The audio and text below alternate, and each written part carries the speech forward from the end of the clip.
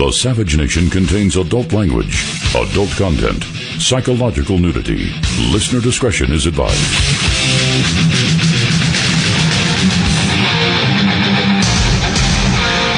And now, America's most exciting radio talk show, The Savage Nation, home of borders, language, culture. And here he is, winner of the National Radio Hall of Fame Award, Michael Savage. I don't know why I'm thinking of this song on Rock and Roll Friday on the Savage Nation. I actually do, because my roof was leaking. And I had my old roofer up today. We reminisced about the house and dogs getting older and getting sick. And we almost slipped on the roof because it's a flat roof with ice on it. Imagine we have ice here in San Francisco and it's warm in New York. That's that Dawn Global Cooling or warming or something. I think it's called weather. It's a word that has been dropped from Obama's vocabulary. The progressive left never heard the word weather. But actually, weather is what explains the divergence of temperatures around the world, boys and girls. I know you didn't learn that at UC Berkeley, but it's actually called weather. And whether you believe me or not, the phone number here is 855-400-7282, 855-400-SAVAGE.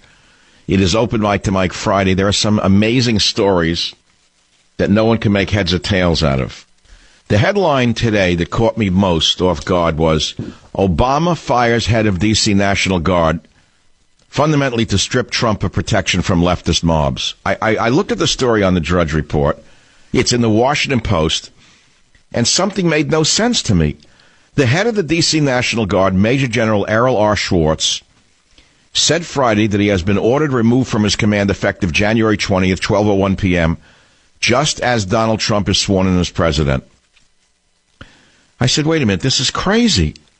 This guy is in charge of all the security in the area, in the inauguration.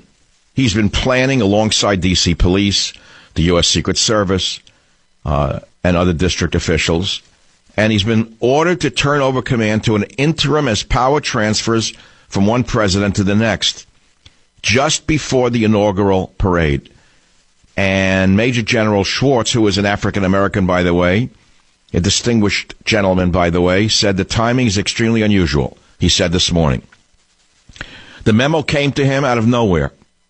Not only would Schwartz have commanded the members of the D.C. Guard, but also an additional 5,000 unarmed troops sent in from across the nation to help. He would also oversee military air support protecting the nation's capital during the inauguration. Why would Obama have done this? Why would they have him gone just before the vermin of the left and the armies of the night descend upon Washington, D.C. to disrupt the inauguration? Is it Obama's doing? There's a mixed answer coming to us. I've tried to research this because no one has an answer to it. No one can answer it. Because right now, on Inauguration Day, it's going to be very complicated for the D.C. National Guard to be called up. Since the district is not a state, its mayor cannot call up the Guard to active duty as a state governor can. The district would have to send a letter to the Secretary of the Army requesting the support. The district and the Army would then have to go through a 7-step process to initiate the deployment. Do you understand what I'm saying to you? What do you think this is about, as I'm asking? I don't think you have an answer to this. This man, Lieutenant General Schwartz, has a distinguished career since 1976. By the way, he also oversees the Air National Guard, which combined with the Army Guard has an authorized strength of 2,700 men. He's commanded the 372nd Military Police Battalion. He's a brilliant man. He graduated in 1980 from the University District of Columbia with a degree in electrical engineering, not a degree in ethnic studies, not a degree in women's studies, not a degree in cross-gender studies, but an actual degree in electrical engineering. Then he earned a master's degree in business management from Central Michigan and the national security strategy from the National Defense University at Fort McNair, Washington. He's an amazing man. Who fired him? No one has an answer.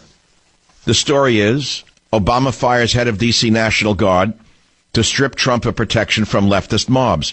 That's what it looks like to me. Now, we have had producers contact the Trump transition team to see if they gave the order because they want to put their own person in.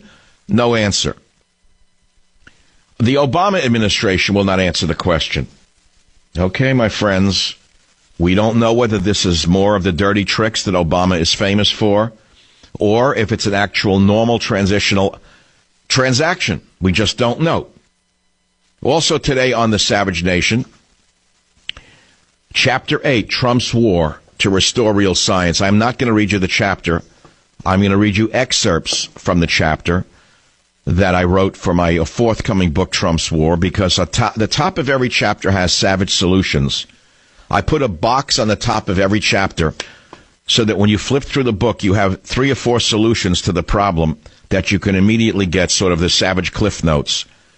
So Chapter 8 is Trump's War to Restore Real Science. And believe me, I know what I am talking about.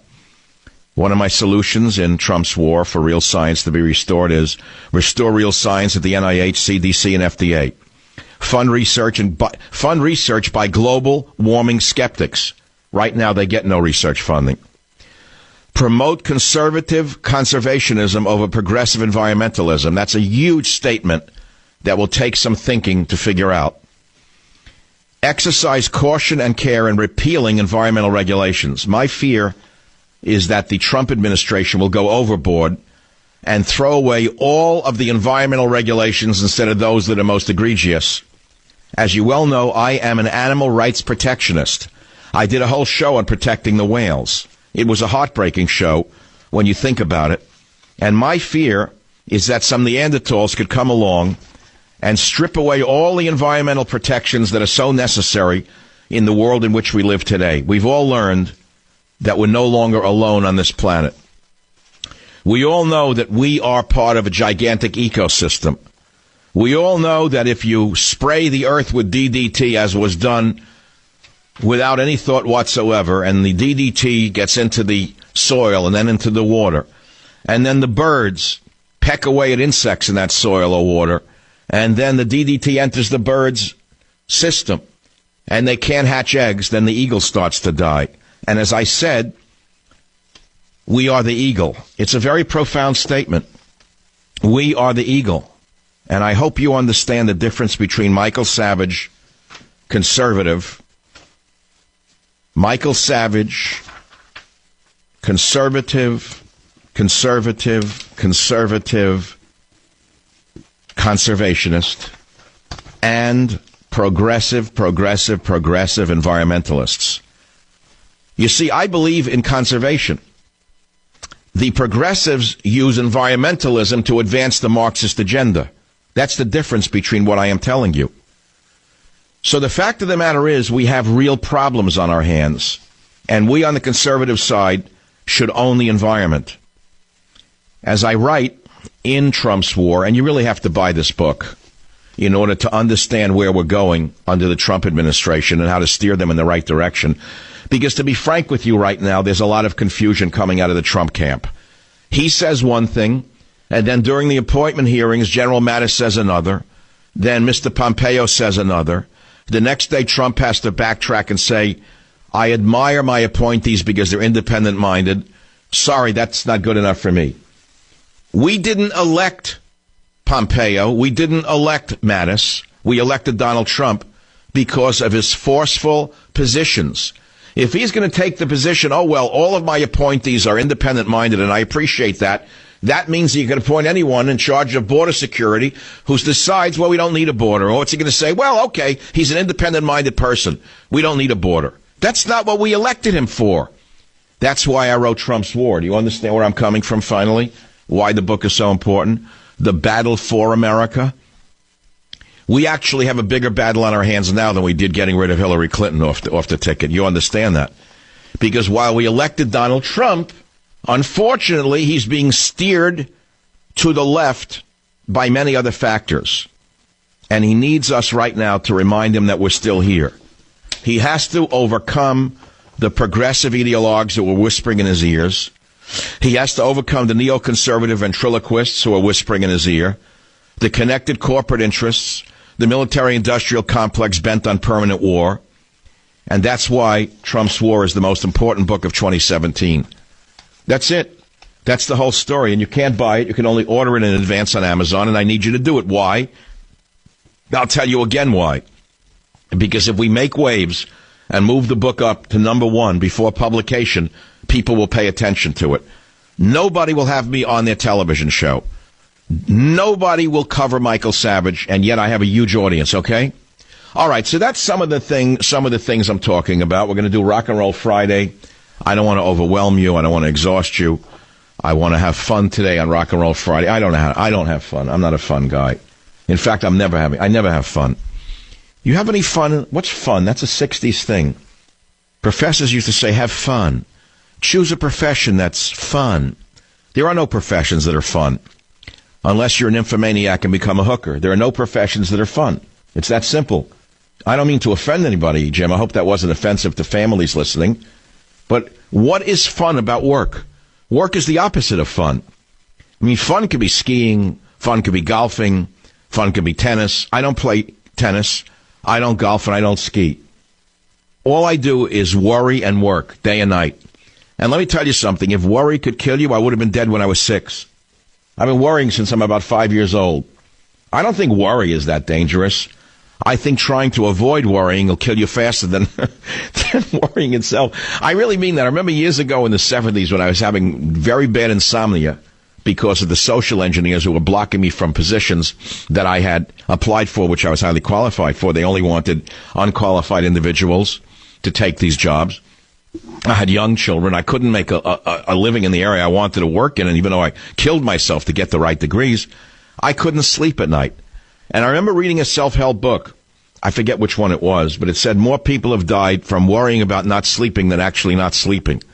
So they said, when you're up, why don't you do the following? Like, look at the stars, get a star book, walk around the block, write a letter. It was amazing what you could do in the middle of the night.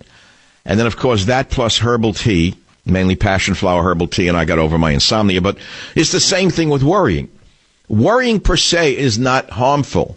It's worrying that you're worrying that can be harmful. In other words, then you start saying to me, oh, I'm worrying all the time, which we now call anxiety. You have to understand anxiety is part of living. And the shrinks have made you think that anxiety is an abnormal event in your life. Now, I don't mean killing anxiety. That's different. But a slow degree of electrical current of worry is very healthy for you. It'll motivate you to get off your behind and go run around the block or do this or do that. It's a motivational force. So I guess I'm drifting into self-help now and being a life coach. That's what they call that today. Life coach. The country is now filled with frauds who have no credentials whatsoever in anything, and they're making fortunes as life coaches. How does this work? I don't understand. But when you consider that psychiatry per se sometimes doesn't work or often doesn't work, look at what it's done for Woody Allen after 70 years of daily therapy. It hasn't helped him at all. So, I mean, what's the difference if you have 8 MDs and PhDs and can't help anyone? Or if you have no degrees and you can help someone, you see? This is the Savage Nation. It's Friday. It's Open Mic to Mike Friday. Any topic is fair game. We have great sound, great music, great stories, and great me. I'll be right back. Be here or be nowhere. Join the Savage Nation. Call now, 855-400-SAVAGE, 855-400-7282. Savage. The Savage Nation is sponsored by Swiss America, the only company I trust with my financial future. Call 800-289-2646 or SwissAmerica.com. Take off our dunce caps of worry. Sitting in the hot seat of the Savage Nation. Believe me, if I didn't like it, I wouldn't do it. 22 years, you do something, you know what I'm saying? This is when I'm happy. Most of the time, I'm happy here. 21 hours a day, I'm miserable. But 3 hours a day, I fly like an eagle. 21 hours a day, it's a nightmare for me. Being human is very hard. I mean, really it is. Just think of any animal on Earth in the wild. You think they're having fun? That's what life really is like for us, but we don't know. We try to pretend it isn't. Here's the thing. See, I love to study animals. I'm an ethologist at heart. I've always been an ethologist. And you watch animal life, whether it be gorillas protecting their young or a male gorilla trying to seek dominance with other male gorillas and eventually being knocked off his perch and he has to run away or die, right? Or you watch chimpanzees feeding alongside impalas on the savannah in Africa, and they normally are cooperative with each other. Both listening for predators together, and then all of a sudden there's a scream, and one of the chimps goes ape and kills one of the impalas out of nowhere, and the impalas realize that they were being set up. The chimp was untrustworthy. That's much like life in the human world that we live in, but we try to bury that under the veneers of civility that we have developed over millennia, and okay, so that's how we get through life. But underneath it all, life is a struggle, and life is vicious, and people will cut you to ribbons if you give them the chance. And I don't mean in the streets necessarily with a knife in your back or a box cutter on Broadway in Manhattan. I am talking about business, and even down to the merest level of the social world we live in. It's translated down to the social world that we live in. This sense of the predatory and the victim, right? The predator and prey. So we all feel that, and unfortunately, there are people who feel it more intensely than others. And if you allow that into your consciousness, let us say too acutely, you become very, very nervous. You become very, very anxious, and you could become mentally ill. And so you can laugh at mentally ill people. You can say schizophrenics ought to be discarded by society. But, you know, the schizophrenic is just sort of a hairbreadth away from any one of us. In many cases, they're just more tuned in to what is real. Did you hear what I just said? And so this is the conundrum from all of us, and Freud wrote about it in Civilization and His Discontents. Now, I don't know what this has to do with Donald Trump or Barack Obama. Probably nothing. But it has to do with nothing, which is why I'm talking about it today on Open Mic to Mike Friday Radio. Join the Savage Nation. Call now, 855-400-SAVAGE, 855-400-7282. Savage.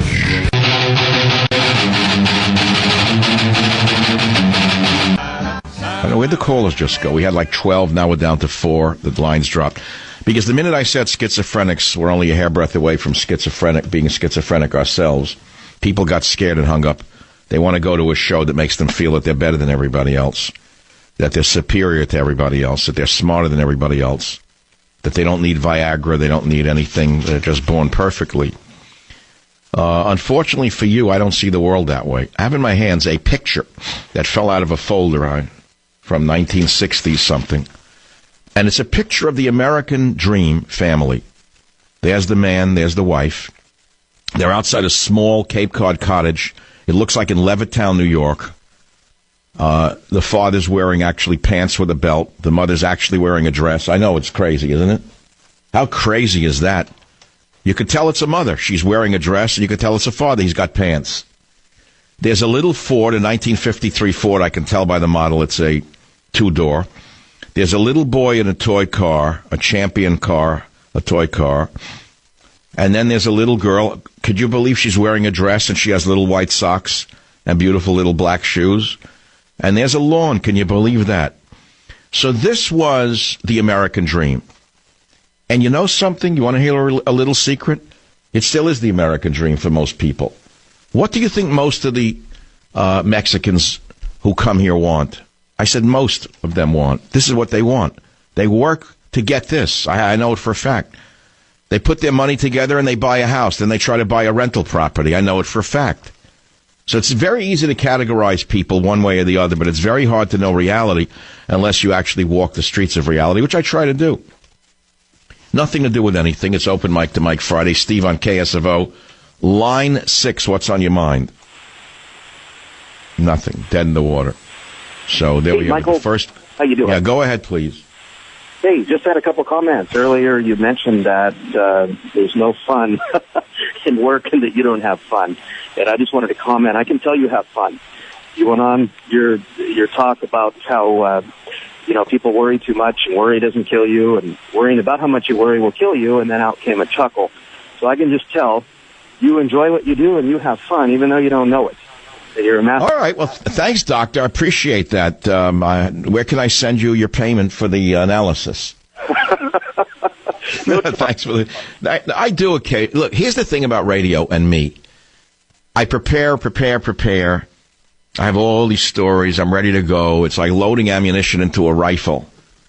And then I go out onto the field, And before I know it, I'm talking about something that I didn't prepare for. I put the gun down, and then I'll talk about the stars or the trees or the chipmunks. So when I do that, I do enjoy the show. When I get locked into a political story that agitates me, I know what it does to the audience. It moves the audience. I know how to move audiences. I've been gifted with the ability to move crowds since I'm a little boy. Now, I could use that for evil or for good. I've known that as well. That's why I tell you right now, point blank, you know if you're listening to this show, I have the power to move audiences. Is that correct? Do you have to argue with me over it? If you're listening to me and you say no, it means you're wrong. Of course I have the power to move audiences. How did I survive in radio for 22 years? How do I write one best-selling book after another? How did I motivate people to go vote for Donald Trump? Because I have the power to move audiences. Okay, given. So what does that mean? It's a power like any other power. It can be used for good or for evil, correct? All these years, people have said to me, you know, you could be a guru. You could set up a church. You could set up a this or that, and people would follow you. They'd give you their life savings. You could buy a ranch and this and that and have 20 Rolls Royces. And I said, I am not a false god. I am not a false prophet. I'm not one of these guys from the past who would set up these fake foundations and lead you astray. It's why I've pointedly avoided doing it. So I don't even know why I'm telling you all this. What I'm saying to you is I enjoy not doing that. Maybe my enjoyment is not using the power in a negative way. That's what I'm saying. You want to talk about this or not? 855-407-2822. Here's a great call. Joe on WABC, line 2. I want to answer this question. That's why I'm taking it. Joe, make your point, please. No, and I'm sure millions more would like to know when you're going to write your autobiography about your great life. I've been thinking about it, and I don't think I can.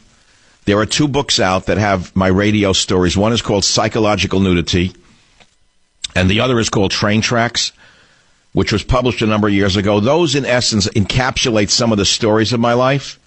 But how can a man write his own autobiography? How is that even possible, Joe? Well, it's certainly possible with your fertile mind and all you've contributed to our lives. It's possible, very possible. As a matter of fact, I think that you've done so much, you don't know where to begin on paper, and maybe you need a... You know, Joe, look, I can say thank you for this and, you know, say, and make believe I'm not hearing you and act humble and all, but humble isn't in my vocabulary. I cannot write my own autobiography because it would take forever to do so. How does a man write his own autobiography? He has to stop living his life to write his autobiography, doesn't he? Well, I thought about that. I have to agree with you on that. Well, let me give you an example. I'll give you an example. This is an interesting question. For years, I kept journals. I have years and years of journals from 1969 on. I'm talking about volume after volume after volume of all of my travels and all of my concerns and all of my hopes and dreams in these journals. And then I stopped. When I get into radio, I stop writing in these journals. I realized somewhere along the way that my radio show is an open journal. In other words, okay, when I'm talking about politics, it's not a journal. But when I suddenly veer into my life of the day or what I'm thinking or what I'm doing or this and that, isn't that sort of a autobiographical audio journal? Yes, it's true, and we've lived it with you over the years. However, I'd love to see it in print. And well, Joe, this is an important call for me. I don't think I'll soon forget it. Because how am I going to write about the years as a kid, then the years as a teenager, then the years as a 20-something, then the years of dreaming and collecting plants in the South Pacific thinking I would save the world if I could find a cure? And then I found out years later I was really looking to cure my brother who had already been dead. And, you know, it was a psychological drive that put me there. That was a whole career. My career as a plant collector was a full career that finished unto itself volumes. I have a 700-page manuscript about those years. Would you believe it? It's up in one of my rooms. I only found it about 6 weeks ago. A whole 700-page manuscript about my search for healing plants. I never published it. That's sort of an autobiography, a whole piece of that. That unto itself is a piece of the autobiography. Now, then we get into the years that I had the heartbreak of not being hired because I was a white male. What's I going to write about that? No. Then all of a sudden I get into radio, 1994. What a run this has been. Look at the year we're in, 2017. How long can this go on? 94 to 2017? How many different incarnations and careers can a person have and then write about them, Joe? That's the question. Well, in your case, because you're so unique, you could have sequels. Joe, I don't know whether I'll ever do that. I'm going to have to maybe leave that up to someone else, and I would never cooperate with them anyway. So, Joe, I'm going to send you a copy of Trump's War the minute it's out. You're a very nice man. I don't know if the general audience is interested in any of this. You know, but the minute a man starts to talk about writing an autobiography, he's already got one foot in the grave. And I don't really want to start thinking like that, because then I'm going to think of myself as the silverback gorilla that's laid down in the bushes and is ready to die. I'm not ready to lay down in the bush yet. I still want to be the silverback gorilla that I am and do what I do in the jungle in which I work. How's that? I'm not ready to lay down yet and just eat some bananas and fall asleep. I don't know how we got into this. Look at all of the political calls we have. My God, how depressing. People think probably I'm going to get them depressed. But let's go, Joe, on ABC. That's a great call. I'll have to think about it. Now I get a long weekend now to think about that. Let's see. You got the calls on the D.C. National Guard.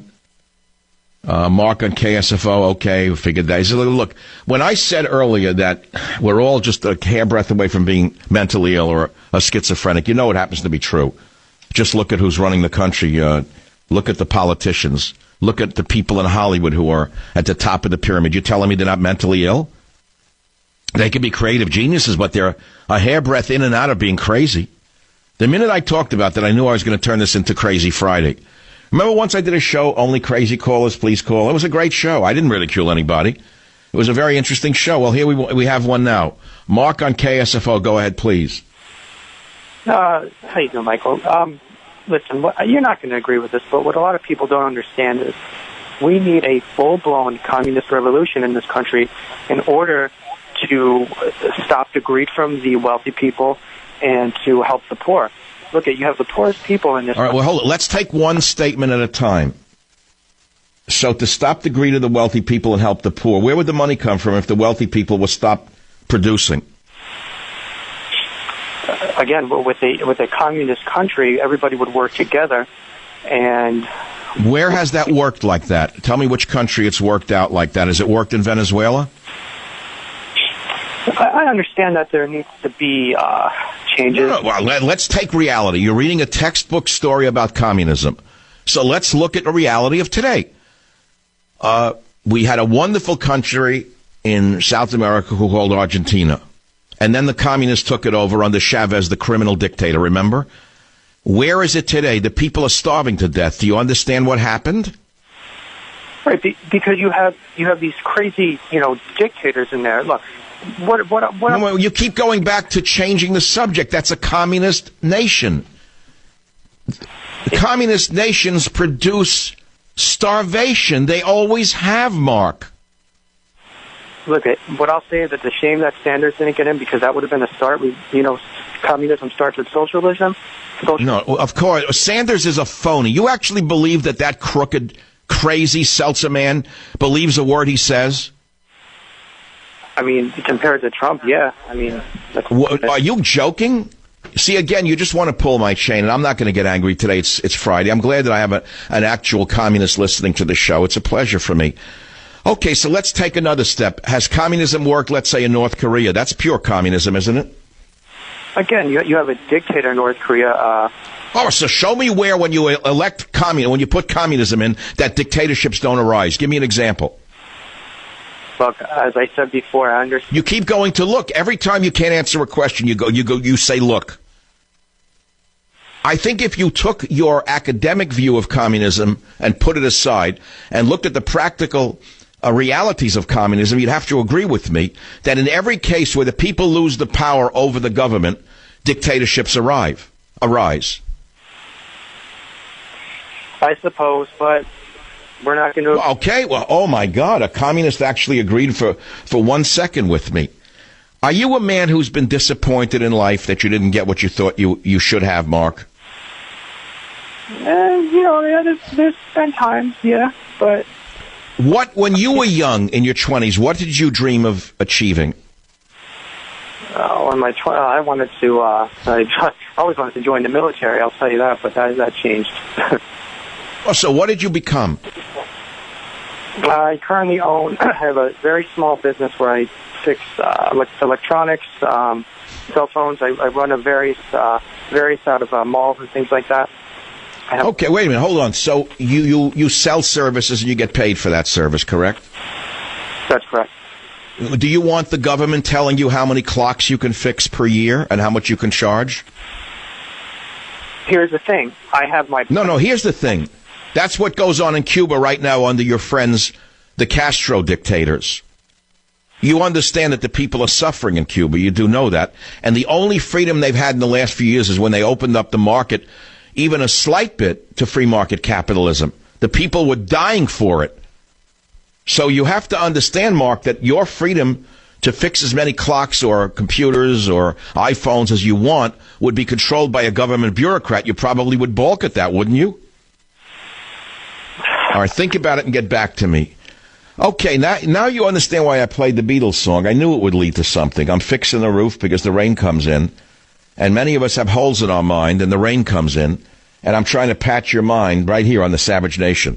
Join the Savage Nation. Call now, 855-400-SAVAGE, 855-400-7282. Savage. The Savage Nation is sponsored by Swiss America, the only company I trust with my financial future. Call 800-289-2646 or SwissAmerica.com. So I get a lot of comments now on MichaelSavage.com. They put up a comment section. So some of them are really great. So a guy writes to me, Michael, you should do a book on what it means to be a man. So many of my generation have lacked a proper alpha male father figure in our lives. I really think you should write a book on this. Well, let me be very clear. When you say be a man, what do you think? You have to be a tough guy to be a man? That's the first thing you should throw away. No. There are different types of men. That's the first thing you should know. And not all men are in the muscle side of the family. That's the second thing you should know. Remember The Godfather?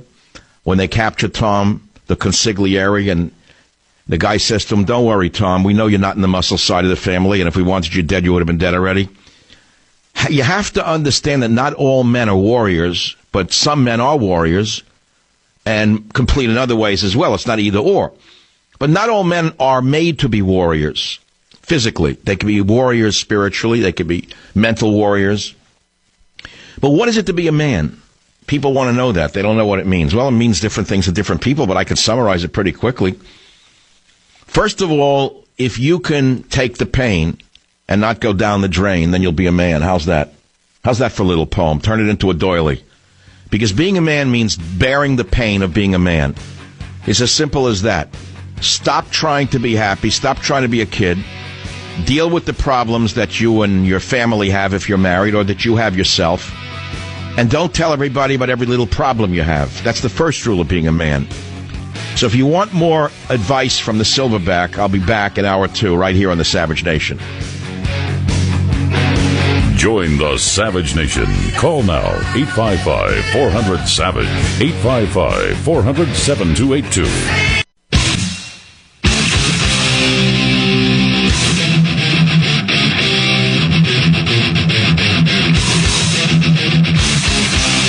Warning.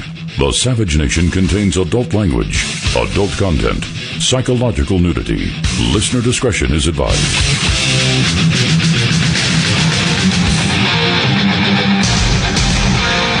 And now, America's most exciting radio talk show, The Savage Nation, home of borders, language, culture.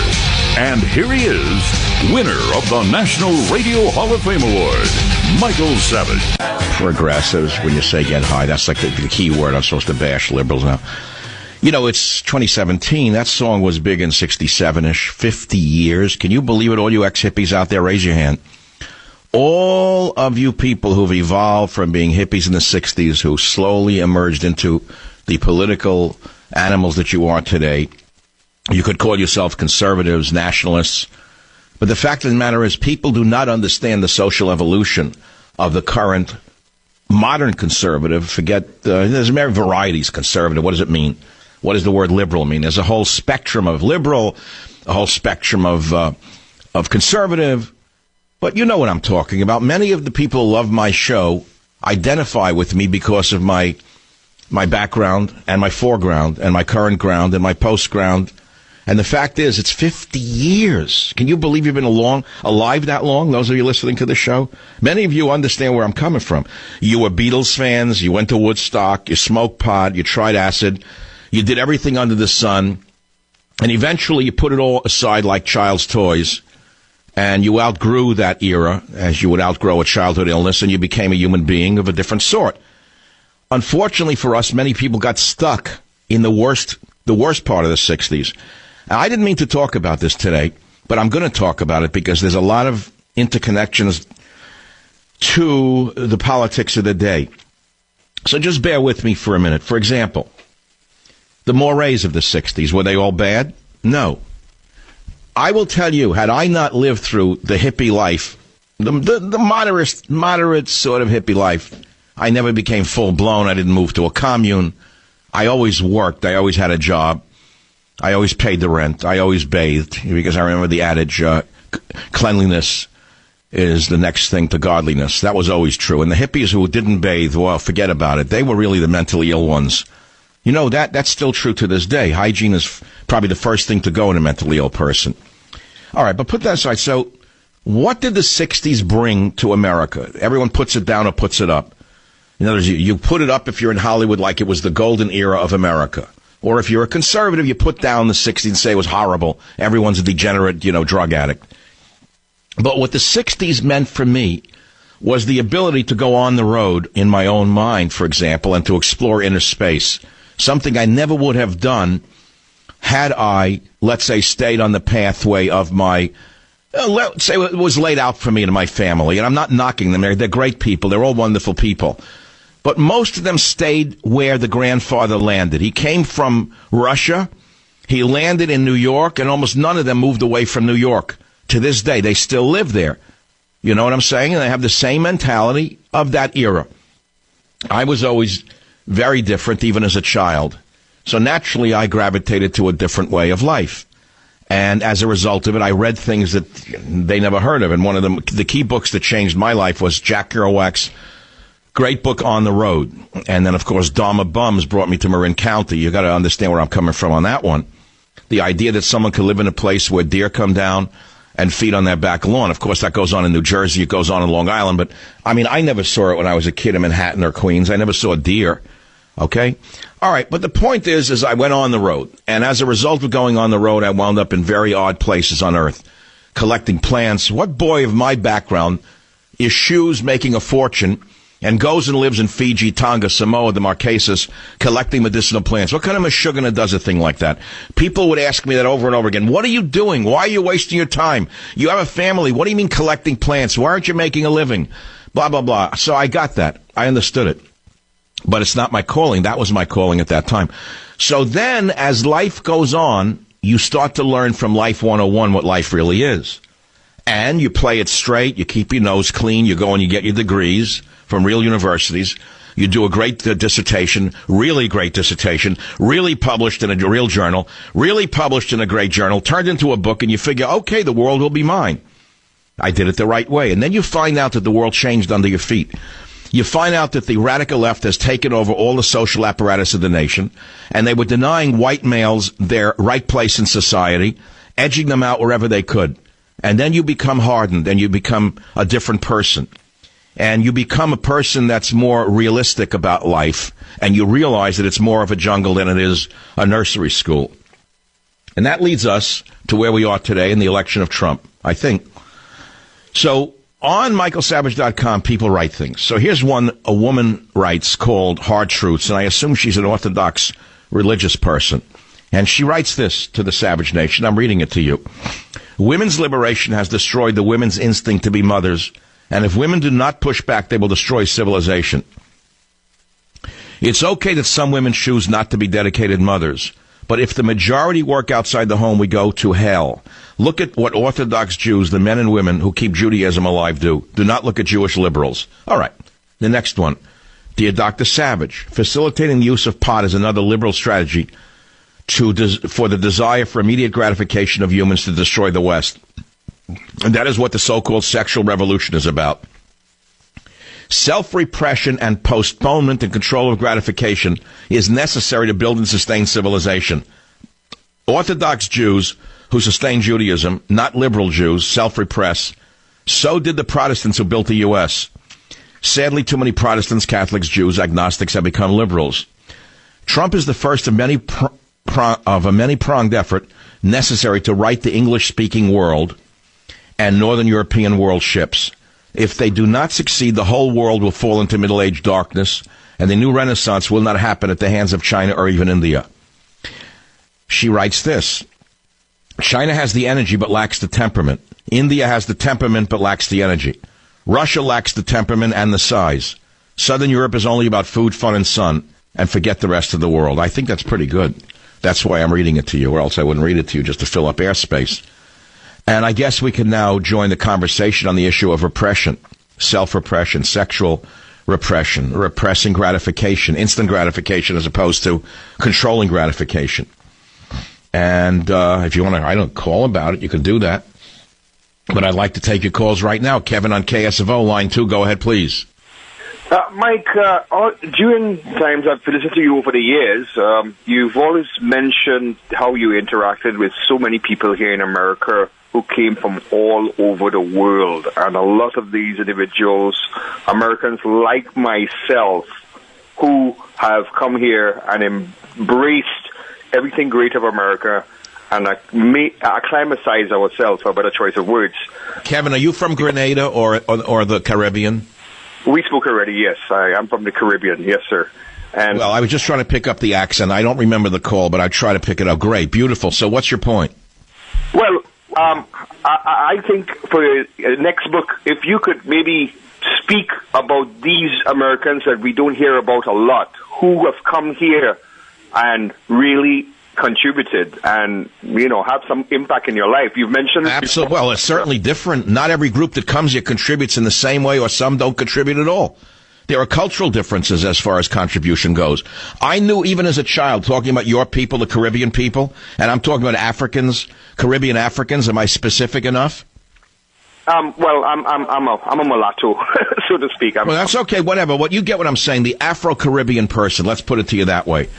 I knew even as a boy in Queens, New York, that there was a parallel community of black people from the Caribbean who were as hardworking as my people were, who worked the same way, and strangely enough, they even had retirement communities adjacent to the retirement communities that my people had. Would you believe that in Florida? Can you believe that, Kevin?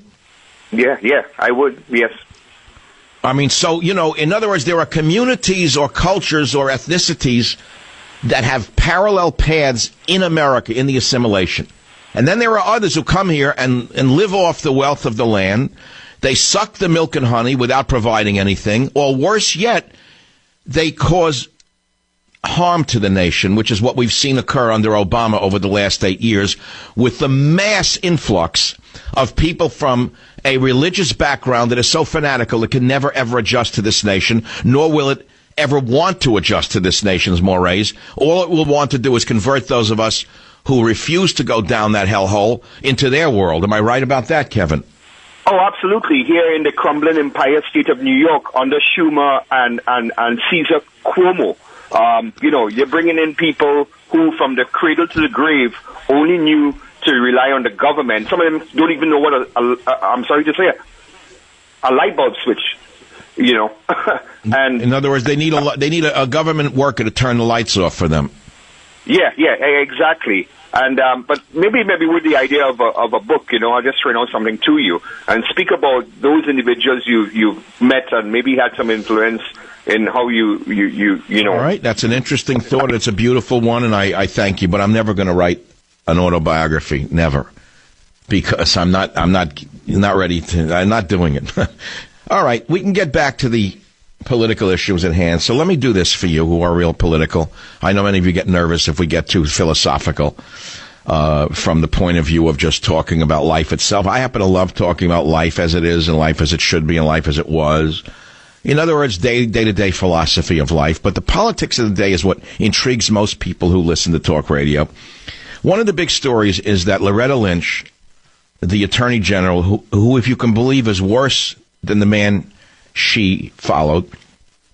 She's far more radical. She's far more deadly. She's far more dangerous.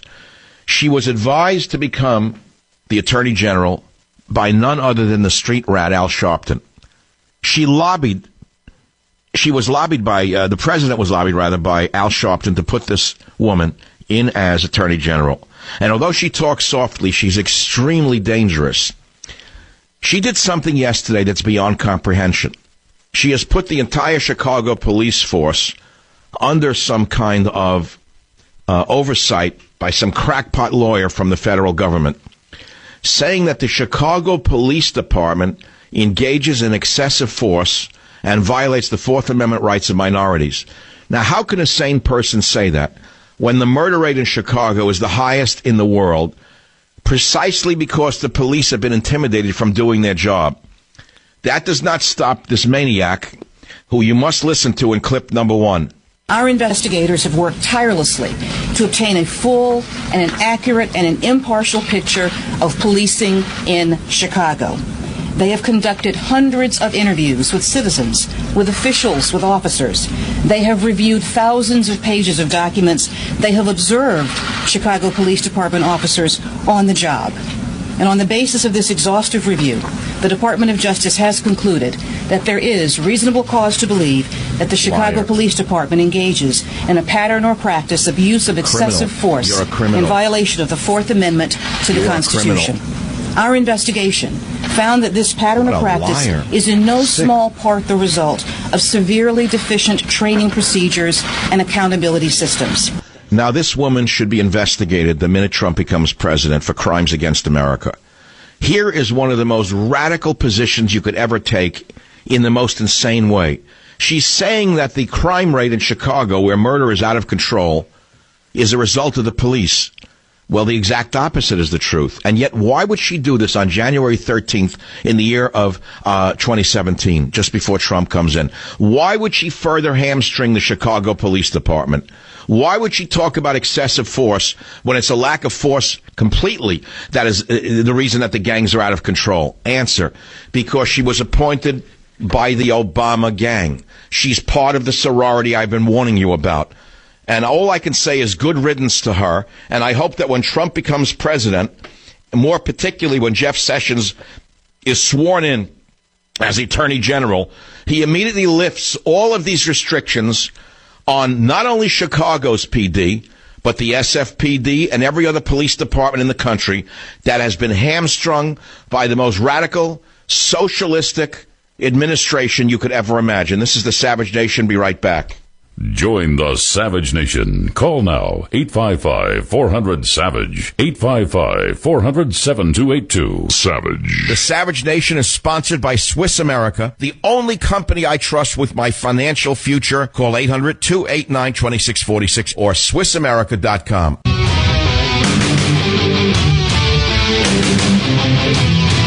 I love the psychedelic paintings of that era. I knew some of the artists. They were just brilliant. I don't know where they are today. I don't know if they survived the 60s. But nevertheless, here we are, and we're living through the end of days of a hippie administration that has put in practice all of the rubbish that was bandied about in the 60s without any thought whatsoever.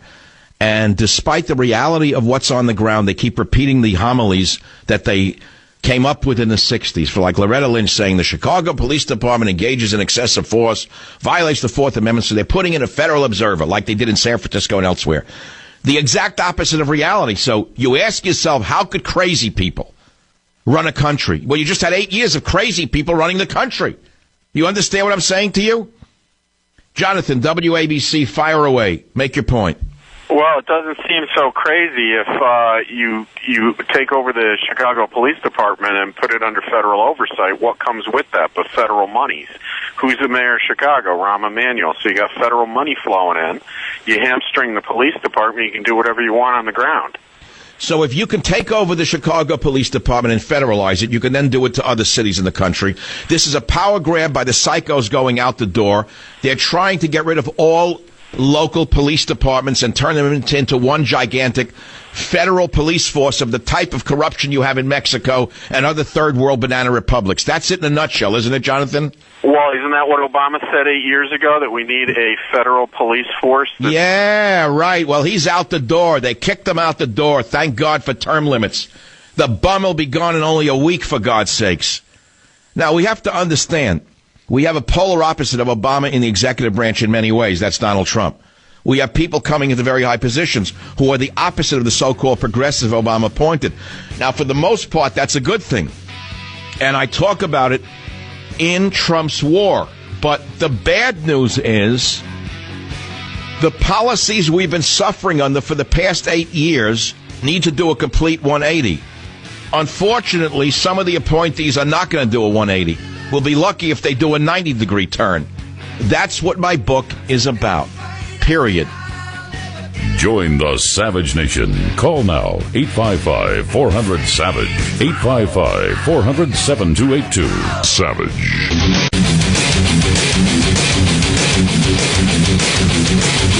Peggy Sue is, but I know this is the Savage Nation. It's already hour 2 is almost over. I don't believe how fast today is going. It's always freaky for me on Friday. It's Freaky Friday because the show flies by, and then it's this black hole of Saturday and Sunday and until I'm back on the Monday. It's the reverse of most people. They look forward to the weekend. I don't. To me, it's a horror show of emptiness. It's the void. When I'm on the air, I have a palette. I have the paint. I have the brushes, and I'm painting, verbally painting for hours. Then all of a sudden, it's zero. All right, protesters vow to blockade D.C. during the inauguration and party in front of the Pence home. Really? Do they? Well, here's a good piece of news for them. Bikers for Trump ready to stand up to protesters. I can't say it on a family show. My only hope is that the bikers are unleashed on them and put them in the place where they belong, which is in a cage. In fact, I think that there'd be a good argument to move the animals from the Washington, D.C. Zoo ahead of the inauguration and move them to some humane protective custody during inauguration and put the protesters in the cages. And the number one who should be put in the number one cage would be Michael Moore. Michael Moore should be arrested, by the way, right now for threatening to obstruct the inauguration. He's a domestic terrorist, in my estimation. By saying he's going to shut down the inauguration, he's telling us he has more power than we do. He has more power than the Constitution affords the president himself. He, in other words, is announcing the fact that he is a domestic terrorist. And I want to know why he's not being arrested. The answer is because Obama and he are one and the same. But truthfully, anyone who says they're going to shut down the inauguration is announcing that they're a criminal and they should be arrested in advance. That is not protest. That is not legitimate protest. That is not exercising the First Amendment. That is not exercising anything other than terror. That's using the First Amendment as a weapon against this great society of ours. And I really would like to see them arrested, frankly. KBOI in Idaho. Joe, line 4, go ahead, please. Hey, Savage. Hey, I just wanted to make a quick point about the insensitive truth that we all need to hear. I'm 39 years old, and I think we're all soft. And I think there's some similarities between the way you speak. I've always liked what you say, but I can't say I like you. But I'm starting to like you. Well, why is it? I say what Joe, it's I say what you think, is that it? Exactly. So why didn't you like a guy who's saying what you think? What was there not to like? I don't think it was comfortable. I think it's you're very direct, maybe overly direct. So it's like, in other words, it's a little too in your face. So my message is lost by my attitude. Is that it? Exactly. All right. Well, I'll work on attitude adjustment as soon as the show is over. Tonight, I'm going to work on attitude adjustment tonight, Friday night. I'm actually having dinner with this is an interesting side story. I'll tell you in a minute where I'm going tonight. It's an amazing story. I can't tell you who, but I'm meeting with one of the top Democrat lawyers in the country who agrees with me, and I agree with him on antitrust legislation. Isn't that interesting? He's a great great liberal lawyer, one of the top in the country, who has the same view I do on busting up big companies like, shall I name them? Facebook, Microsoft, Google, and he's one of the biggest Democrats in the country. He and I share the same exact view on breaking up these giant monopolies. We're having dinner tonight, and I intend to drink a lot of wine. We have a great caller here, Joe on WSBA in Pennsylvania. Joe on line 5, thank you for calling. You're a former Chicago gang member. What do you think is causing the violence in Chicago? The entire East Coast.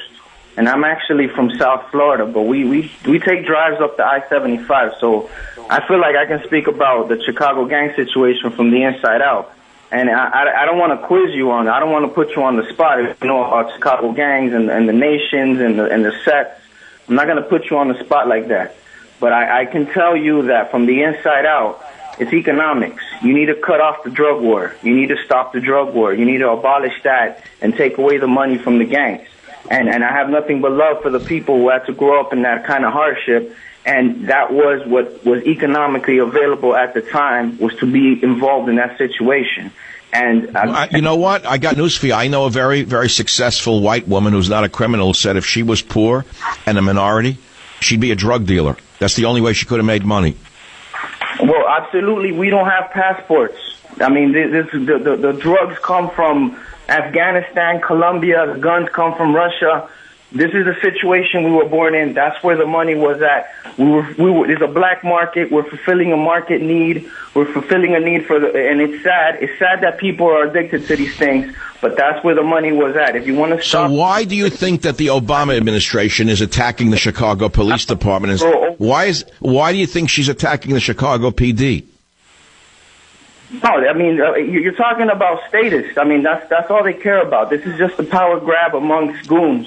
But it's one gang versus another, and then you have the street gangs at the bottom that get the short end of the stick. At the end of the day, people are being exploited, and you're not giving people opportunities to like make honest livings. Even the money is crooked. I mean, the money is all based. So let's say for a minute that drugs were legalized and the illicit trade dried up, and then the gangs had no way to trade in this contraband. What would they do to make a living? Everybody has to make an honest living. We'll find an honest way to make a living, but it's easier to engage in illegal activities because nobody else is filling that need. Now, maybe if Trump brings jobs back to America, do you think that they'd actually go to work? Are they willing to go to work in factories or take jobs at the beginning of the bottom? I don't know. I don't think so, Joe. No, we do, and I've seen the hybrid of people doing black market activities, and that's the thing. At the end of the day, we look for opportunity, and it's very profitable to be in the black market, and that's the opportunity we take. We take the risks, we risk our lives, and that's what we're gonna do. And at the end of the day, look, give us back honest money, and give us back don't have any illegal markets. And just let everybody, because drug addiction. So, Joe, are you a former or a current gang member? No, I'm not. No, I can't. You can't continue. I'm not going to make it to 30 years old if I would have continued in that lifestyle. You have to go and find. Everybody has to pay their price. You do your time. You see people die. You're going to have to find something honest to do if you're going to make it long term. But at the end of the day, I saw it was all economics. It was all about what was available. And at the end of the day, you're not if you don't stamp out the black markets, you're still going to have the next generation coming in to fill that need. People want their drugs. People want their fix. Somebody's going to serve it. And in Portugal, they abolished the war on drugs. It's a health issue. People they need help. Whether you're addicted to alcohol or heroin, you need help. You need a clinic. You don't need incarceration. At the end of the day, the cartels are going to fill that need. And I see the same kids coming up, the same little knuckleheads. They grab their guns, they fill that market need. It's all economics. Likewise, with that whole wall that they're trying to build in Mexico, don't abolish the war on drugs. The cartels are hurting now because Colorado's got better weed than the cartels can produce. It's economics. You know this. That's very funny. We can solve So in a way, what you're saying is, if the people are going to want something, give it to them and don't fight it. No, but drugs are a problem. Regardless, that's a problem. That's a human issue. I understand what you're saying, but don't fill it through the black market, is what you're saying. So you're in favor of legalizing weed and taxing it, I would assume, correct? No, I don't even want to tax that. I would rather treat weed like cucumbers. Don't even have the government involved in weed. Leave it alone. It's medicinal. And people, heroin and all that crazy stuff, give it to the clinics. Let the clinics administer that. People really need help. Those are really messed up drugs. Pharmaceuticals are messed up drugs. At the end of the day, and you need a controlled substance to get through life, you need help. And you don't need to put people in jail, and you don't need to create black markets where criminals are going to take advantage and they're going to get paid because they're the only ones who... So far, I haven't disagreed with anything you've said. Everything you say makes sense to me. You're a very smart man, Joe, because you've been down on the bottom, and you had to fight your way through that world, so you know the jungle. Am I right? No, I appreciate it. That's why I want to see a peaceful solution, because it's going to be war. You arm the cops. You give them more weapons. They're like SWAT. They come through. It's like an occupational army coming through. We don't know these people. They don't live in our neighborhood, and they come in squatted up with more weapons than us. We're going to feel threatened. We're going to shoot back. That's why there's a war in the streets. These are not our neighbors. These are not our peoples. They don't treat us like human beings. And it's in a war. Well, but how can you treat people like a human being who are selling drugs to children and killing innocent bystanders? No, that's sad because there's no ethics, because these are children who are picking up this trade. There are no grown men in this neighborhood teaching them the right from wrong. But there's money. They get the fast money. Well, let me ask you this, Joe. You have very strong beliefs and feelings. I don't agree with you on the police because I think that you need to do something to stop the crime. So let's ask you this. What do you think is going to happen with the whole drug thing when Trump becomes president? Put it this way. What's the word on the street about what's going to change, if anything? The thing is, on the streets, the kids they've been brainwashed by the CNNs of the world. There's no honest sizing of Trump and his administration. It's been muddied by so much propaganda. You can't even have an honest conversation. I'm not a Trump supporter, but I feel like I have to defend myself because I don't think Trump is the villain that they painted him to be. I mean, so the war is going to... Well, that's actually a fair-minded viewpoint. You have more of a fair-minded viewpoint than most of the progressives at the New York Times. Joe, I'm almost out of time, but I appreciate your calling. It's a very heartfelt... actually, if you listen to the man's voice, he was speaking from the heart, incidentally. This was not just words that were coming from a person. Joe, thank you very much. The man was almost crying out to the world in what he was saying, if you hear his voice. That's the thing about voices. If you listen to them, they sing to you if you actually hear what people are saying. Well, we're almost out of time this hour. The phone number is 855-400-7282. It's Open Mic to Mike Friday. We could talk about any of the topics that you think are good to talk about, and I don't want to lead you on it. I do know that the inauguration's coming up, in a week? Is it next Friday? Next Friday is the inauguration? Well, one thing is for sure, my umbrella won't be there, but the protesters will be there. And they plan to disrupt the Trump inauguration. Now, the good news is that the bikers for Trump are ready to stand up to the protesters. Oh, is that good news? Oh, man, if those chains start flying, we don't know what's liable to happen. A motorcycle group led by South Carolina chainsaw artists will ride into the nation's capital on Inauguration Day in support of the 45th President of the United States. Likely be towing the line with protesters. The bikers are certainly used to being outnumbered, and we're prepared to form a wall of meat, said Chris Fox. I like that, a wall of meat. That's got a nice ring to it. He added, the backbone of the biker community is the veteran. So these are guys that aren't really used to backing down. You certainly won't see bikers out there screaming, calling for destruction of private property or the death of police officers. The bikers are going to look for someone who's going to stand up and call it what it is, Cox explained.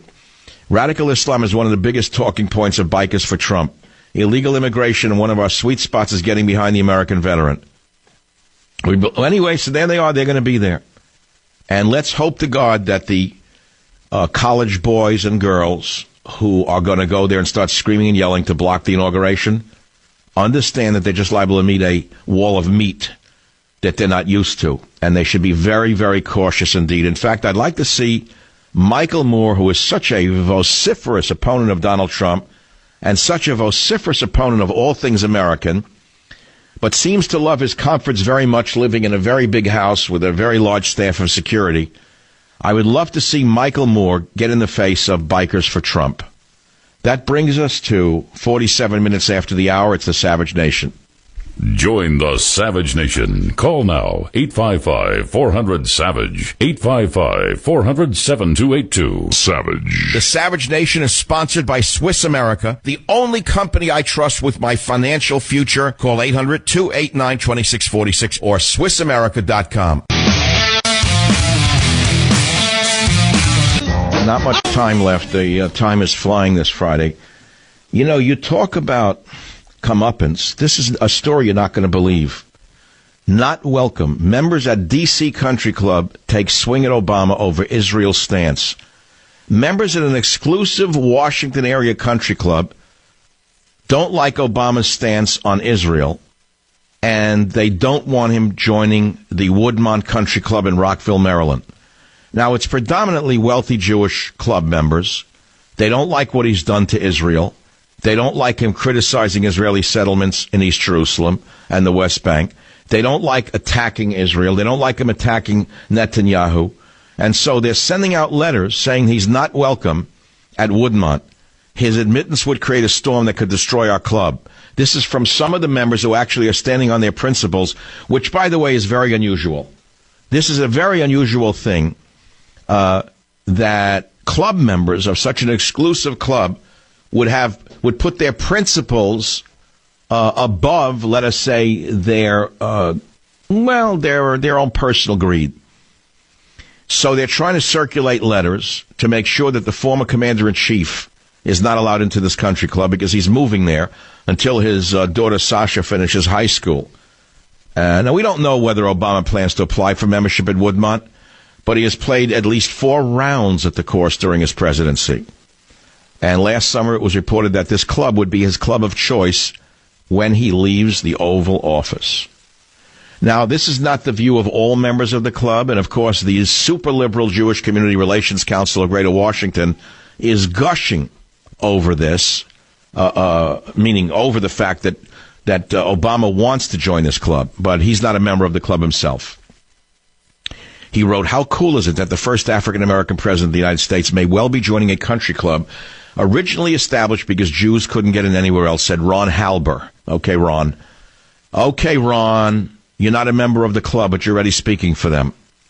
So that's what's going on. There's another one here that I got to tell you about. Drug testing floated for White House press corps. That's a beauty. I've been talking about this for 2 years, but it wouldn't be to drug test the press corps. That already is a given that you're wondering whether they're on drugs? You must be joking. I would like to see Congress drug tested randomly twice a year. I would love to see random drug tests required for all members of Congress twice a year. Wouldn't you? Huh? I would. I think it'd be a great idea. I'll go for it. I would pee in a cup. Join the Savage Nation. Call now, 855-400-SAVAGE, 855-400-7282.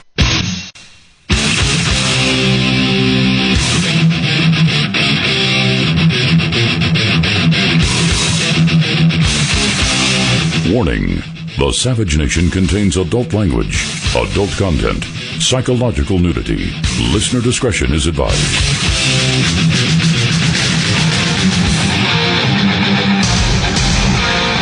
And now, America's most exciting radio talk show, The Savage Nation, home of borders, language, culture. And here he is, winner of the National Radio Hall of Fame Award, Michael Savage. It's the Jubilee of the hippie era from 67 to 17, 50 years in the blink of an eye. Well, most of you who lived through the 60s won't be here another 50 years from now, so enjoy what you have. You're not getting any younger. That's all I can say. So now we have, finally, the opposite of Obama and the Progressive Communist Socialist Front taking power and taking charge in America. And inauguration protesters want to prevent him from taking power. They want to break up the inauguration. And then we have professors of the sickest elements of society demanding that class time be set aside to protest oppression and to challenge Trumpism. And it's supposed to kick off January 18th.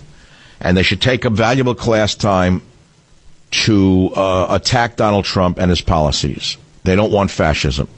They accuse Trump of institutionalizing white supremacy, proposing the expansion of state violence. But if you read carefully, you'll see who's behind it. On that day, they say we intend to organize against the proposed expansion of state violence, targeting, here we go, people of color, undocumented people, queer communities, women, Muslims, and many others. The description continues. Blah, blah, blah. You lost the election. You lost the election. You have all equal rights that we have on the other side of the aisle. No one's picking on you. You're picking on us. You're trying to block our right to our presidency. And guess what? You're not going to get away with it. That's number one. Number two, you bums in the colleges. If you do this, I'd like to see you ripped away from your tenured positions and see how long you'd last in the real world, you lazy bums, you. But it gets worse than that. Here is a soundbite of the protesters who want to stop the inauguration itself. And I'm going to tell you what I think should be done in clip number 14. We are not in favor of the peaceful transition of power. After the election, we saw this great upsurge in spontaneous anger in the streets. People protesting in cities all across the nation. And we saw Democratic Party luminaries from Obama and Hillary Clinton saying, tamp this down, please stop this. The peaceful transition of power is of utmost importance to the core element of democracy. To me, that says they value continuity of government over who runs the government, be it a fascist or not. So to us, we need to stop the peaceful transition of power, to stop this kind of fascist government.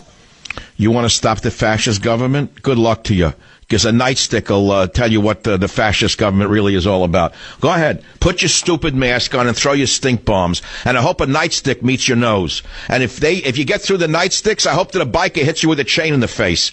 I am so sick and tired of these punk anarchists controlling the streets. I want the police in charge again. I want law and order in this country again. I want the bums arrested again. And I'll tell you something else. I believe that anyone who threatens to disrupt the inauguration is a domestic terrorist, and they should be arrested in advance of the inauguration. There is a huge difference between the First Amendment and the Second Amendment and the Third Amendment and the Fourth Amendment and how these people are engaging in it. Yes, you have a right to peaceful assembly, but you don't have a right to violent assembly. And you have no right to overthrow a duly elected government, my friends. So if you want to go for it, go for it. But don't expect to not spend the night in jail. And when Trump becomes president, you're not going to go in there and get a little badge and go back to your friends and celebrate at night with some drugs like you were so brave on the front lines against the fascist movement. I want to see you jailed for 90 days in a hard prison. And I'd like to see you still talk about your anarchism. They should throw you into a hard cell with hard men, and we'll see whether the hard men agree with you or not. Because 90% of them would rather see the inauguration take place than you, the bums of the street, riot in the streets. That's my opinion. That's all. I got it out of my system. Good night and good luck. 855-407-282. That's just one topic. There are many others. We're coming into the weekend, but I couldn't resist that. How can you resist? You hear these punks with the high voices that they're going to riot, and we're against the transition of power, and we want to stop this fascist government. They are the fascists. They are the fascists, not the Trump administration. So which side should you be on? There's no question in my mind which side most Americans are on. So there's no real topic there. I just figured I'd give you the news. Let's see what else is in the headlines here. I mean, on all the sites that we all go to. Weather, you want to talk about the weather? Okay, it's warm in the east and cold in the west. Huge names now have agreed to headline during the Trump inauguration. Suddenly they all came to their senses. Today, Congress moved to repeal the Obamacare Act. How do you like that? Stormy weather brings ice balls to Lake Tahoe. Lake Taboo up there in the mountains. Beautiful place. I haven't been there yet. Amtrak train strikes vehicle in Santa Clara, kills motorist. That's not good, being hit by a train. That's never good, you know that? Whether you're a Democrat or Republican, getting hit by a train can be very, very dangerous. There's no question about that. So here we got finally the whole world looking at America again as leadership, as the leading nation on the earth, the beacon of light that Reagan talked about, the Tower of Light, or the City of Light that Bush talked about. We are, in fact, the Statue of Liberty for the world. And unfortunately, we've been infested by political bugs for 8 straight years who have been funded by George Soros. The political lice have been funded by Soros and empowered by Obama. And we now need to clean the lice off the body politic. It's that simple. And the only way to get lice off the body is to use a very, very powerful chemical. It's the only thing that cleans lice out of children's hair. As you know, hair lice is now an epidemic in America, and you know why. It's a result of immigration, and nobody will say it, but it's greatly increased the incidence of many diseases, including the importation of lice. You know that, and I know that.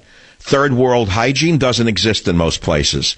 So when you let hordes of people come across the border, who unfortunately for them, they're human beings, have diseases or are infested with bugs like lice, what do you think is going to happen to the healthy population? Exactly what's happened under Obama these last 8 years. And if you want evidence of it, let me just mention one word, a single word if you're ready to turn the radio show off thinking I'm too extreme.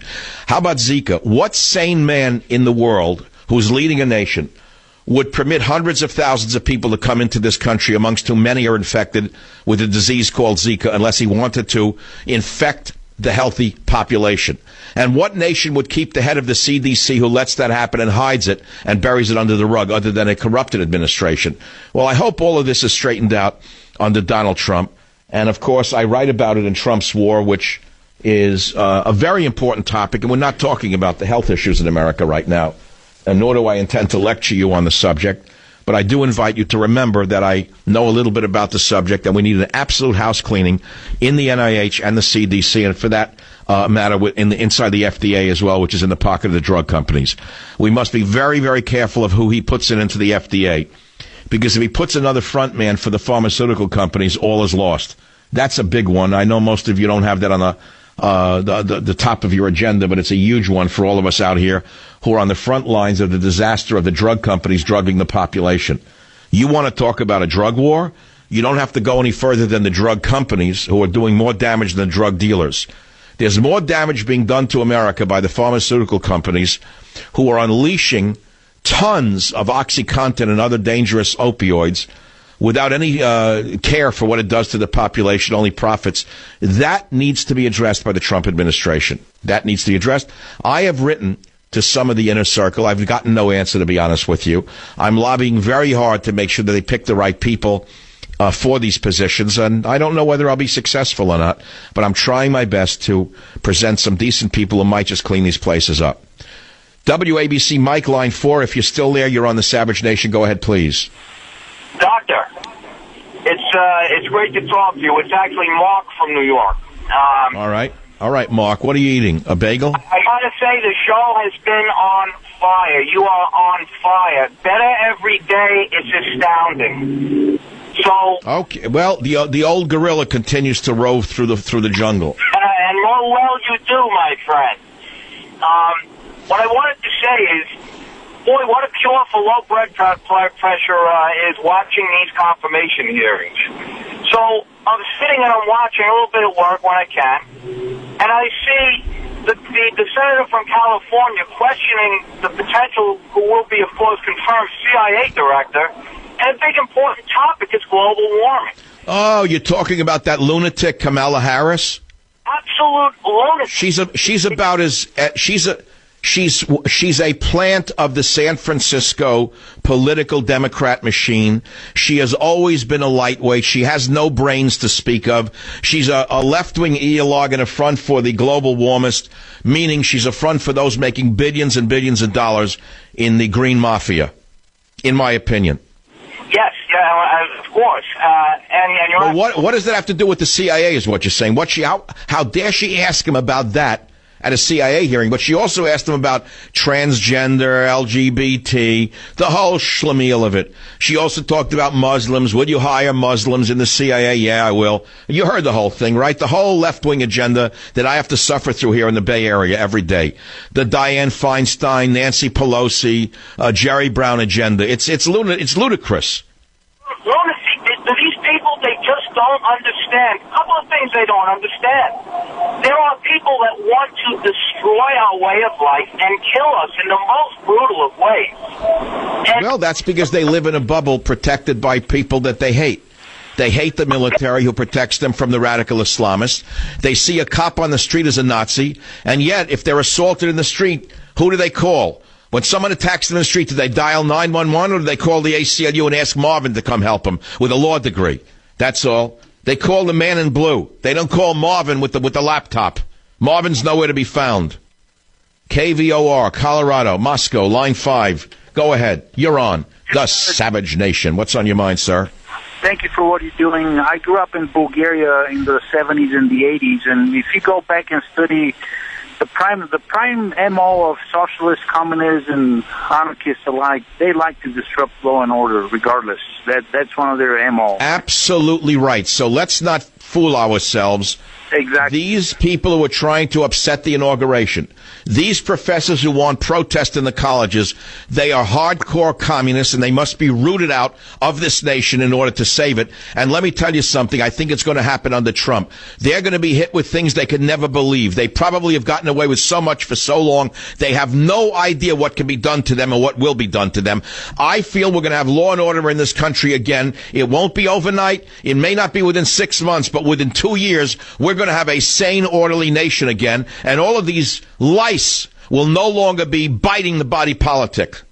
Exactly. And long term, we got to do something for all the liberal colleges and all the hatred and the stupidity there. That is a problem. In the nation. The deeply embedded left-wing fanatics who are running the colleges and universities are another problem. Most of these bums are protected by tenure. They cannot be fired. It may take some very, very strange acts on behalf of the federal government, like pulling funding, in order to stop them. But it's going to happen, and it may not happen even in 2 years. But my guess is within 3 to 4 years, the colleges will be a better place for the children to be. Less violent, less propagandist, and probably a safer place to learn the real issues of college rather than these social activist issues. For any student, it's a wonderful opportunity. No, they brainwash them. I know what they do to them. Thank you, Marco. Look, a lot of people from the ex-Soviet Union know what's going on. Phone number is 855-400-7282. I'll be right back. Join the Savage Nation. Call now, 855-400-SAVAGE, 855-400-7282. Savage. The Savage Nation is sponsored by Swiss America, the only company I trust with my financial future. Call 800-289-2646 or SwissAmerica.com. Welcome back to the Savage Nation. The day would not be complete unless I played Crazy Man McCain, the cuckoo clock of the Republican Party. After releasing a scurrilous tape that was fake, made up by a bunch of bloggers, the crazy man who wants constant war because he's obviously owned by defense contractors, in my estimation, there's no other answer for this. The madman says Putin wants to be our enemy. He needs us as his enemy. What he's doing is looking in the mirror and saying that we want Putin to be our enemy. We need him as an enemy. Listen to this madman in clip number 20. Each of our last 3 presidents has had great expectations of building a partnership with the Russian government. Each attempt has failed, not for lack of good faith and effort on the U.S. side, Liar. but because of a stubborn fact that we must finally recognize Putin wants to be our enemy. He McCain, needs us as his enemy. You are he will never man. be our partner, including in fighting ISIL. He believes that strengthening Russia means weakening America. We must proceed realistically on this basis. Who is writing this garbage for him? I want to know what you, the American people, think. Who is writing the script for this madman? Who would write this stuff? Who wants war with Russia? Well, analyze the money. You had a gang member call the show earlier who said that the drugs in the street are all about economic opportunity. That's why they sell drugs. You have to understand that most people who go into politics, most, not all, don't do it because they're idealists. They do it because of financial gain. Take a look at some of the senators from the San Francisco area and compare the amount that their net worth was before they were a senator and after they're a senator. So you understand that most of it's done strictly for private gain in most cases, not in all. So you ask yourself, McCain, has he personally gained? I don't know. I think he's too stupid to have personally gained. I don't think he has the brains to personally gain. But he does it because of his donors. That's the only explanation. Or because he is stuck in a Cold War mind warp. He is stuck in a time warp of the 1950s and then again the Reagan era. He has not yet evolved to what the Russia of today is, as opposed to what the Russia of the 1950s or even when he was fighting in Vietnam was. The man is stuck in the past as such. He is a dinosaur. He is mentally extinct. And frankly, for what he did the other day in releasing the made-up tape about Donald Trump, he should be censured by the new Congress. He should be driven out of Congress as soon as possible in order to retain the dignity that is left of the United States Senate. And I believe every word I just said, or I wouldn't have said it. Will it happen under Paul Ryan in the House? Well, he's not in the House of Representatives. Will it happen in the Senate under Mitch McConnell? No, never. Never happen in a million years. No, not old Mitch the Gobbler McConnell. He will never censure his good friend John McCain, because the liberal Republican wing still rules the roost. And that is Trump's war. And I'm Michael Savage. Join the Savage Nation. Call now, 855-400-SAVAGE. 855-400-7282. Savage.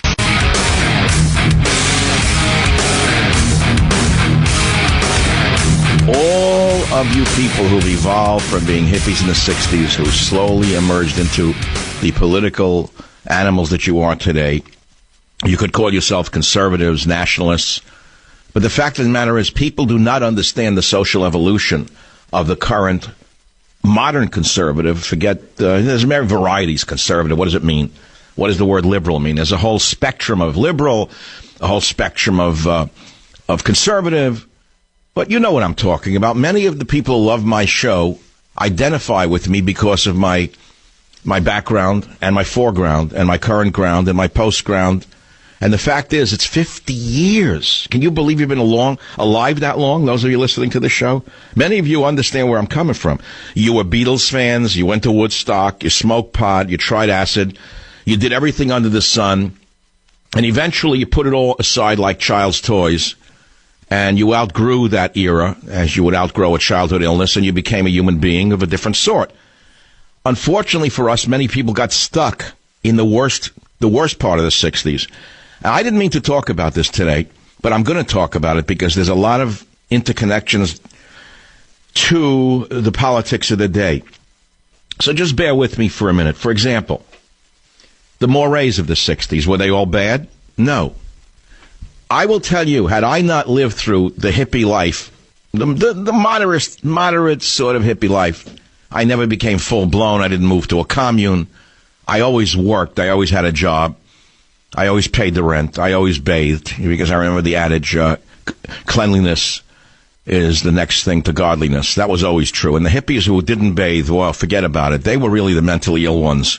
You know, that's still true to this day. Hygiene is probably the first thing to go in a mentally ill person. All right, but put that aside. So what did the 60s bring to America? Everyone puts it down or puts it up. In other words, you put it up if you're in Hollywood like it was the golden era of America. Or if you're a conservative, you put down the 60s and say it was horrible. Everyone's a degenerate, drug addict. But what the 60s meant for me was the ability to go on the road in my own mind, for example, and to explore inner space. Something I never would have done had I, let's say, stayed on the pathway of my, let's say it was laid out for me and my family. And I'm not knocking them. They're great people. They're all wonderful people. But most of them stayed where the grandfather landed. He came from Russia. He landed in New York, and almost none of them moved away from New York. To this day, they still live there. You know what I'm saying? And they have the same mentality of that era. I was always very different, even as a child. So naturally, I gravitated to a different way of life. And as a result of it, I read things that they never heard of. And one of the key books that changed my life was Jack Kerouac's great book, On the Road. And then, of course, Dharma Bums brought me to Marin County. You got to understand where I'm coming from on that one. The idea that someone could live in a place where deer come down and feed on their back lawn. Of course, that goes on in New Jersey. It goes on in Long Island. But, I mean, I never saw it when I was a kid in Manhattan or Queens. I never saw deer. Okay? All right. But the point is I went on the road. And as a result of going on the road, I wound up in very odd places on earth, collecting plants. What boy of my background eschews making a fortune and goes and lives in Fiji, Tonga, Samoa, the Marquesas, collecting medicinal plants. What kind of mashugana does a thing like that? People would ask me that over and over again. What are you doing? Why are you wasting your time? You have a family. What do you mean collecting plants? Why aren't you making a living? Blah, blah, blah. So I got that. I understood it. But it's not my calling. That was my calling at that time. So then, as life goes on, you start to learn from Life 101 what life really is. And you play it straight. You keep your nose clean. You go and you get your degrees from real universities. You do a great dissertation, really great dissertation, really published in a real journal, really published in a great journal, turned into a book, and you figure, okay, the world will be mine. I did it the right way. And then you find out that the world changed under your feet. You find out that the radical left has taken over all the social apparatus of the nation, and they were denying white males their right place in society, edging them out wherever they could. And then you become hardened, and you become a different person. And you become a person that's more realistic about life, and you realize that it's more of a jungle than it is a nursery school.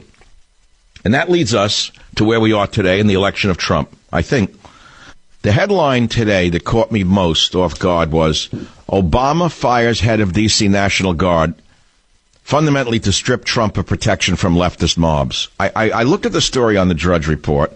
It's in the Washington Post, and something made no sense to me. The head of the D.C. National Guard, Major General Errol R. Schwartz, said Friday that he has been ordered removed from his command effective January 20th, 12:01 p.m., just as Donald Trump is sworn in as president. I said, wait a minute, this is crazy. This guy is in charge of all the security in the area, in the inauguration. He's been planning alongside D.C. police, the U.S. Secret Service, and other district officials.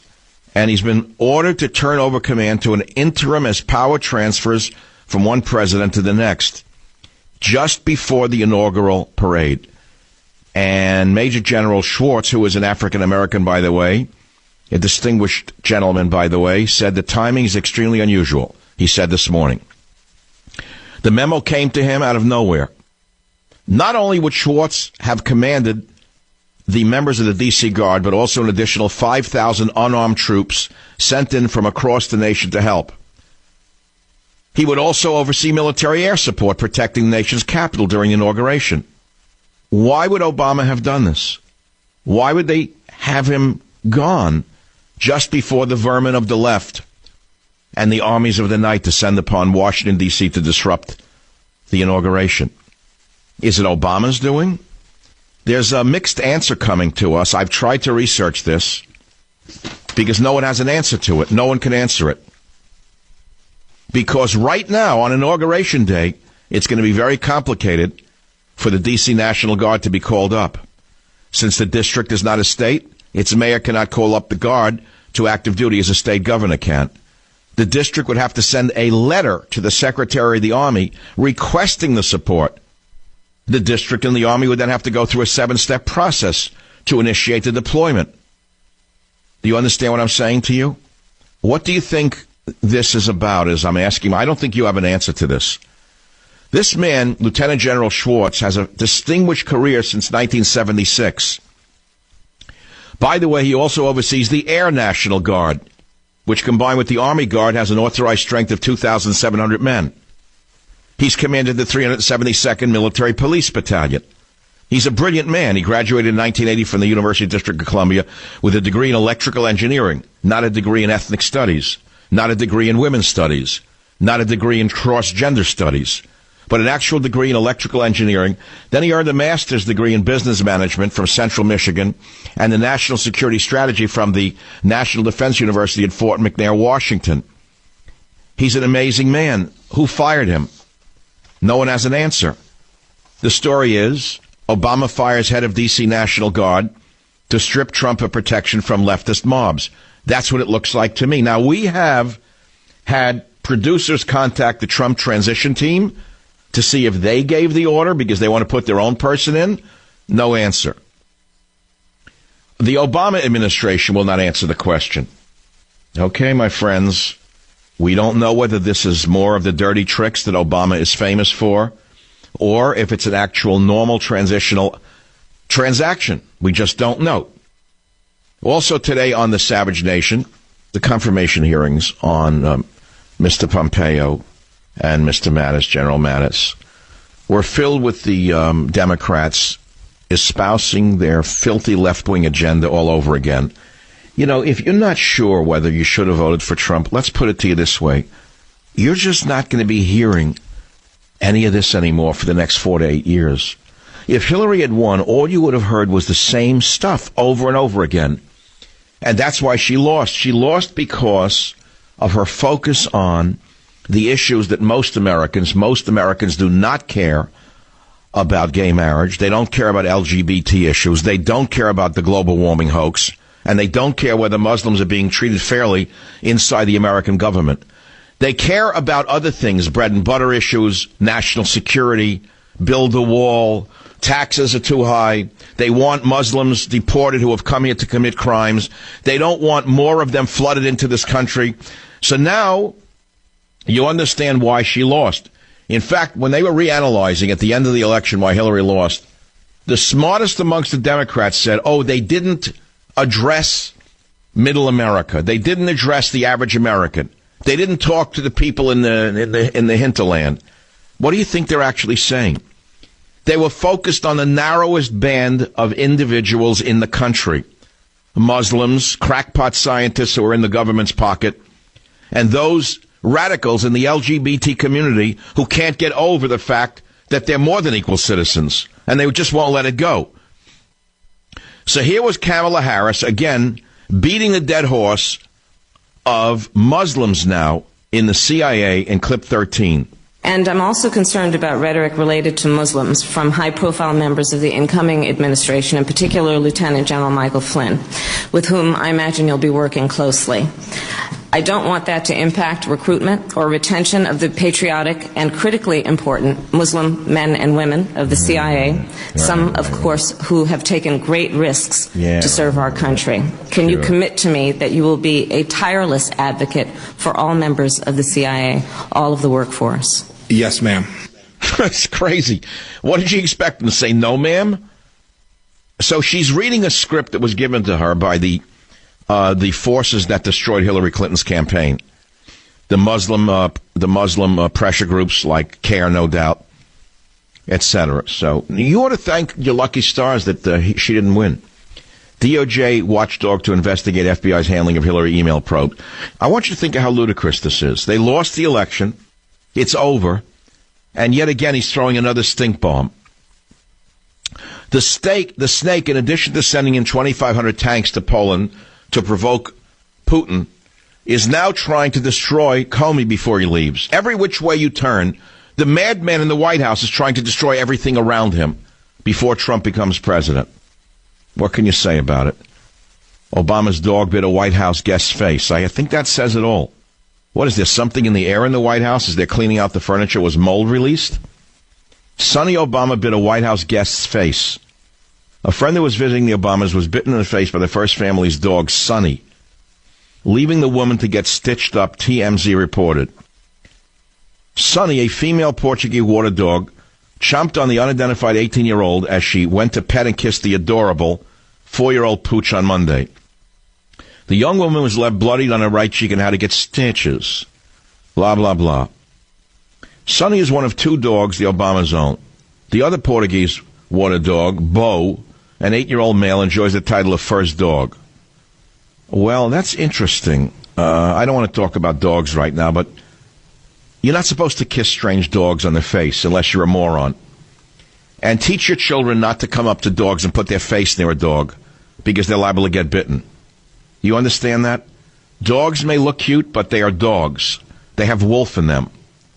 So never let your child come up to a strange dog. When I'm walking Teddy in the mall and a person has a beautiful little child and they say, can I pet him? You know what I say?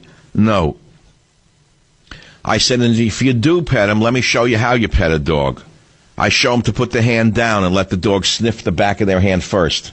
That's the first rule to avoid a brutal attack on your child's hand or face. Don't call me on it. Nothing to say. I'll be right back. Join the Savage Nation. Call now, 855-400-SAVAGE, 855-400-7282. Savage. The Savage Nation is sponsored by Swiss America, the only company I trust with my financial future. Call 800-289-2646 or SwissAmerica.com. It's always freaky for me on Friday. It's Freaky Friday because the show flies by, and then it's this black hole of Saturday and Sunday and until I'm back on the Monday. It's the reverse of most people. They look forward to the weekend. I don't. To me, it's a horror show of emptiness. It's the void. When I'm on the air, I have a palette. I have the paint. I have the brushes, and I'm painting, verbally painting for hours. Then all of a sudden, there's a zero. All right, protesters vow to blockade D.C. during the inauguration and party in front of the Pence home. Really? Do they? Well, here's a good piece of news for them. Bikers for Trump ready to stand up to protesters. I can't say it on a family show. My only hope is that the bikers are unleashed on them and put them in the place where they belong, which is in a cage. In fact, I think that there'd be a good argument to move the animals from the Washington, D.C. Zoo ahead of the inauguration and move them to some humane protective custody during inauguration and put the protesters in the cages. And the number one who should put in the number one cage would be Michael Moore. Michael Moore should be arrested, by the way, right now for threatening to obstruct the inauguration. He's a domestic terrorist, in my estimation. By saying he's going to shut down the inauguration, he's telling us he has more power than we do. He has more power than the Constitution affords the president himself. He, in other words, is announcing the fact that he is a domestic terrorist. And I want to know why he's not being arrested. The answer is because Obama and he are one and the same. But truthfully, anyone who says they're going to shut down the inauguration is announcing that they're a criminal and they should be arrested in advance. That is not protest. That is not legitimate protest. That is not exercising the First Amendment. That is not exercising anything other than terror. That's using the First Amendment as a weapon against this great society of ours. And I really would like to see them arrested, frankly. I do know that the inauguration's coming up, in a week? Is it next Friday? Next Friday is the inauguration? Well, one thing is for sure, my umbrella won't be there. But the protesters will be there. And they plan to disrupt the Trump inauguration. Now, the good news is that the bikers for Trump are ready to stand up to the protesters. Oh, is that good news? Oh, man, if those chains start flying, we don't know what's liable to happen. A motorcycle group led by South Carolina chainsaw artists will ride into the nation's capital on Inauguration Day in support of the 45th President of the United States. Likely be towing the line with protesters. The bikers are certainly used to being outnumbered, and we're prepared to form a wall of meat, said Chris Fox. I like that, a wall of meat. That's got a nice ring to it. He added, the backbone of the biker community is the veteran. So these are guys that aren't really used to backing down. You certainly won't see bikers out there screaming, calling for destruction of private property or the death of police officers. The bikers are going to look for someone who's going to stand up and call it what it is, Cox explained. Radical Islam is one of the biggest talking points of bikers for Trump. Illegal immigration, and one of our sweet spots is getting behind the American veteran. Anyway, so there they are. They're going to be there. And let's hope to God that the college boys and girls understand that they're just liable to meet a wall of meat that they're not used to. Savage.